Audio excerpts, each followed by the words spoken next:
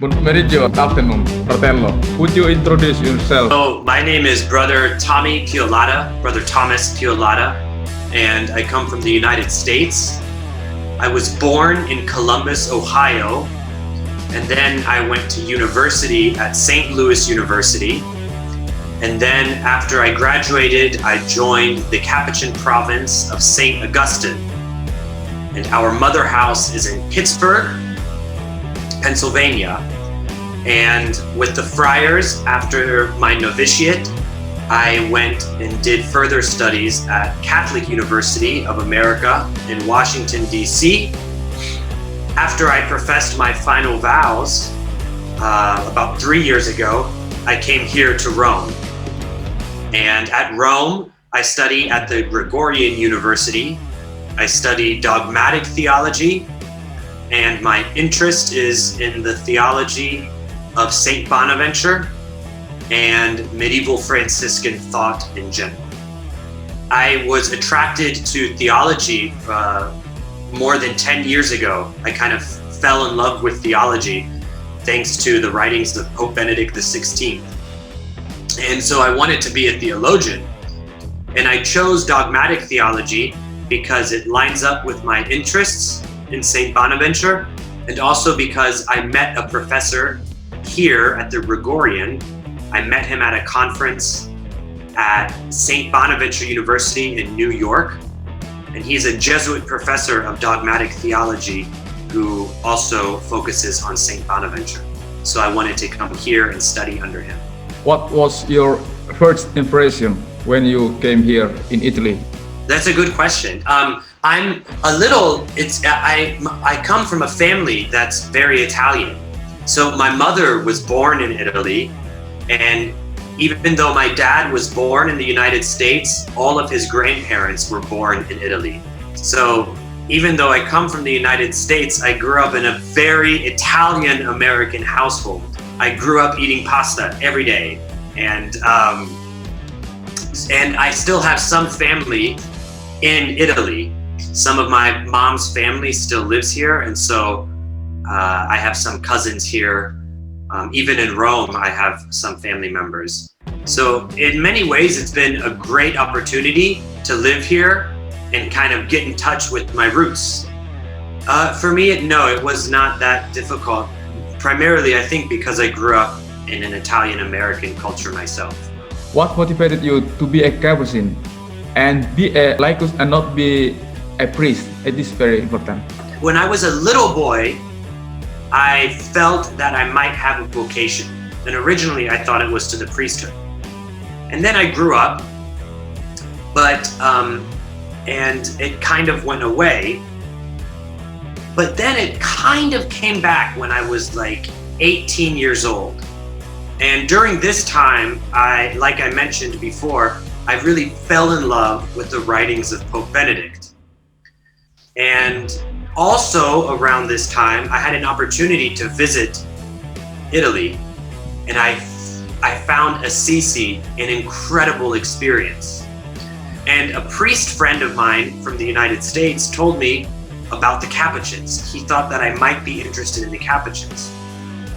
And I soon discovered that Pope Benedict wrote his dissertation on Saint Bonaventure as well. So I was kind of being directed to the Franciscan family. And I had the opportunity to read and study the writings of Saint Francis. And I fell in love with Francis's vision. There was something about the way in which he spoke about intimacy with God that really attracted me. He wanted to hold nothing back for himself and give himself completely to God and thus serve others. At the beginning of the Testament of Saint Francis, right, we read that the Lord led him among the lepers. And so I was so attracted to Saint Francis's vision. And then I decided to remain a lay brother because I felt deeply called to do academic work and to be a professor. And a minister provincial told me, he said, well, have you thought about being a lay brother? Because as a lay brother, you can focus on your academic work, which is how you think that the Lord is calling you to serve. And I said, okay, I'll think about it. And so I thought about it, and I felt very consoled by the idea of remaining a lay brother and serving the church as a brother, as a little brother. I have 3 older sisters, and I love being a little brother. So the fact that I can be everyone's little brother as a Capuchin is awesome. Very good reason. So refer to our Capuchin charism, the young people, we have maybe misunderstood, because we also think to be a Capuchin is always to be a priest. Is a big misunderstood. How about religious vocation in United States? I spoke with our vocations director, and he told me that in general, the number of vocations to religious life is growing in the United States. I think it depends a lot on the community and a bunch of different factors, but in general, the number is growing. So I also spoke with our vocations director about that, because I wanted to get his opinion. And he suggested there's a variety of different reasons. So for some, there's a deep religious experience that they have, and then they want to be able to share that experience with others and lead others into a deep relationship with Christ. For some, it can be I think it's related to this, but they feel a deep call to evangelize. And I think there's something about the habit. You know, when we wear the habit, it's a natural way, so to speak, of evangelizing. And I think that's an important factor for many. I think there is a deep desire in people a deep desire for holiness, that they want to grow in a deep and intimate relationship with God. And they see in our fraternal life, in our commitment to serve others, in our commitment to prayer and mental prayer and prayer as a community, I think they see ways to foster this desire that the Lord has put on their heart.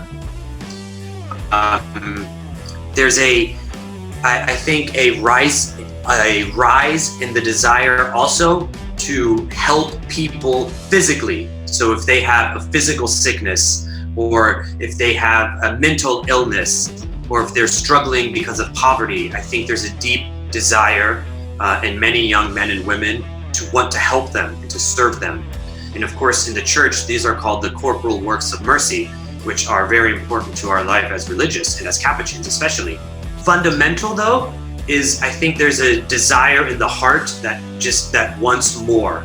So the world and everything in the world is not satisfying our restless hearts. Call to religious life is fundamentally about being in touch with our restless heart.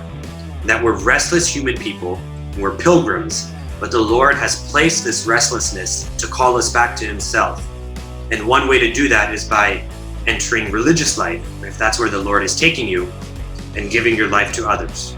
How about secularism? Does it really bring down the church in the United States? Yeah, so I think secularism is most certainly a phenomenon in the United States. I think there is a feeling of the eclipse of God in the world. I think there is kind of sense that in the final analysis, God doesn't really exist. Or maybe there's something out there, but formal religion is no longer important. So I think for many people, they would have an issue with an idea of an institutional church, or with any sort of rituals that are inscribed and explain how we're called to worship God.